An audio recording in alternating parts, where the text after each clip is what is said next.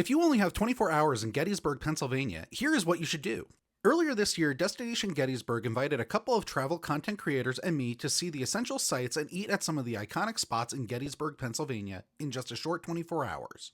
For those of you new here, I'm Alex and I typically eat too much. But now I also travel places and experience the cool things to do and the great things to eat. And for this trip to Gettysburg, I realized I completely forgot to put myself on camera the whole trip. On this trip, we did the following. We rode through the Gettysburg battlefield on a horse-drawn carriage tour.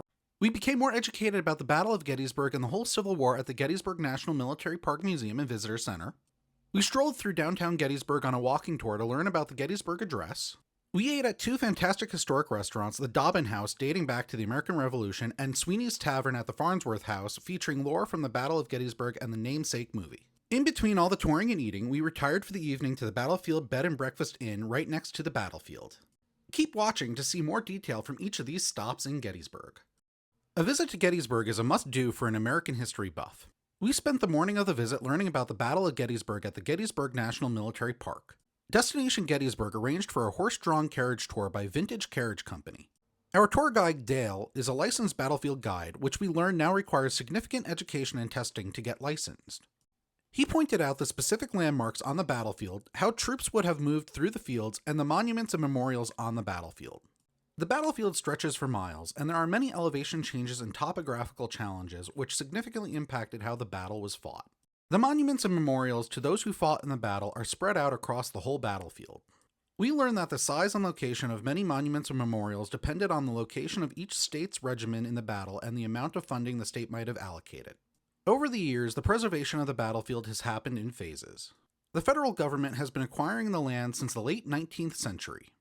Funds were raised over the years to preserve the buildings and the landmarks. During World War II, the battlefield was home to multiple military training and POW installations. President Eisenhower even lived in Gettysburg many times, including purchasing a farm near the battlefield, and it is now also a National Historic Site.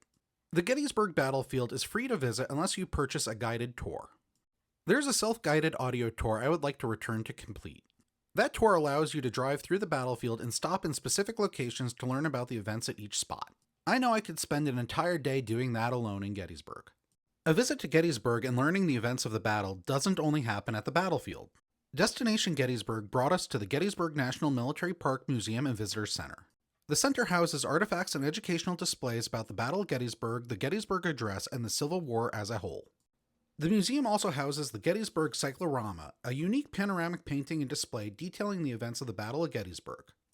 After the Cyclorama, tour the museum exhibits to learn about how the Civil War started, details about different factors of how the Battle of Gettysburg was fought, why it was so crucial to the war, and the events after the battle. There are many examples of weapons and artillery and uniforms on display. The displays do a great job of showing both Union and Confederate artifacts to the war. The museum also teaches about the troop movements and the events of the battle, how soldiers lived during the battle, and the medical tactics used to help those injured. There's information about how the battle impacted Gettysburg for years and a full exhibit about the Gettysburg Address.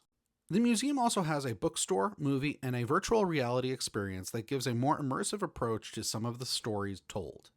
The Gettysburg National Military Park Museum and Visitor Center does require an admission fee, but it is worth it for such a detailed museum about the Battle of Gettysburg.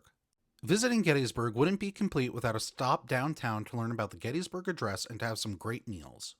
Destination Gettysburg scheduled us a downtown walking tour with Gettysburg licensed town guides. Our guide, Brad, gave us incredibly detailed descriptions of landmarks in downtown and how they related to the battle or the address. It was very interesting to hear about how President Lincoln spoke in Gettysburg, how the residents felt about his appearance, and where he stayed in town. The train station and the Wills House were two of the important landmarks we saw and learned about on the tour. There is a fee for most guided tours in downtown Gettysburg. While I was in Gettysburg, we got to eat at two iconic historic restaurants. Destination Gettysburg hosted us to a dinner at the historic Dobbin House restaurant and tavern. The house, built in 1776 for Reverend Alexander Dobbin, was later converted into a restaurant and it is now listed on the National Register of Historic Places.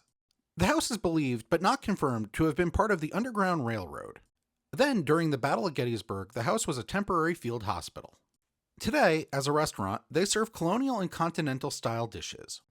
We ate dinner in the Alexander Dobbin dining rooms, which feature 6 different room experiences. We dined in their bedroom under one of the bed canopies. For dinner, I got one of the best baked king's onion soups I've ever eaten and a massive cut of tender and savory primal rib of beef.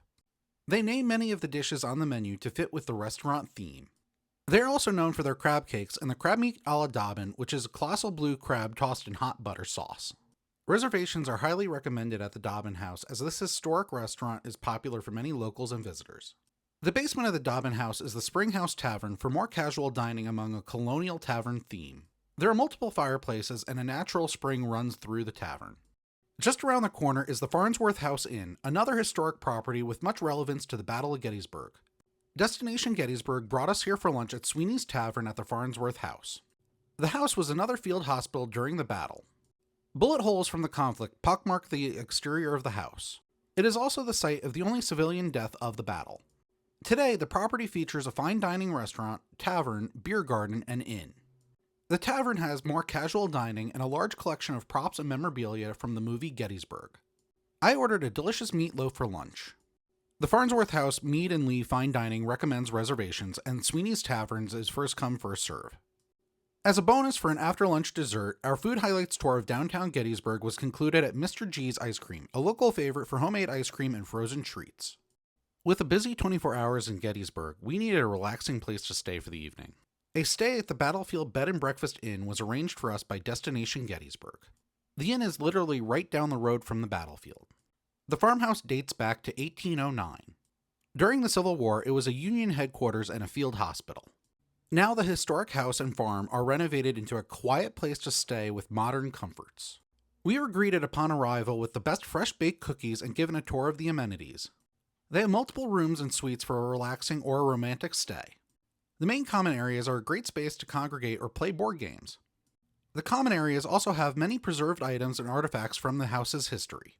The Battlefield Bed and Breakfast offers event space in the back of the main house and in the converted parts of the barn. I got to stay the evening in the converted horse tack room in the barn. Everything was well updated with a rustic charm and had all the comforts of a great stay. The Battlefield Bed and Breakfast also collaborates with local historians, offering programming such as ghost stories, reenactments of daily life of soldiers, and a musket presentation. We wrapped up our stay with an incredible multi-course breakfast. The tart, the quiche, and the sausage were all delicious, and all were made using local farm-fresh ingredients. My 24 hours in Gettysburg went way too fast, and I really want to return to see so much more. Thank you to Destination Gettysburg for hosting the other creators and me to see the highlights of Gettysburg. If you enjoyed my Gettysburg recap, please leave a like and a comment on what you'd like to do in Gettysburg. If you'd like to see more of my Alex Eats Too Much food and travels, please make sure to subscribe. Thank you for watching.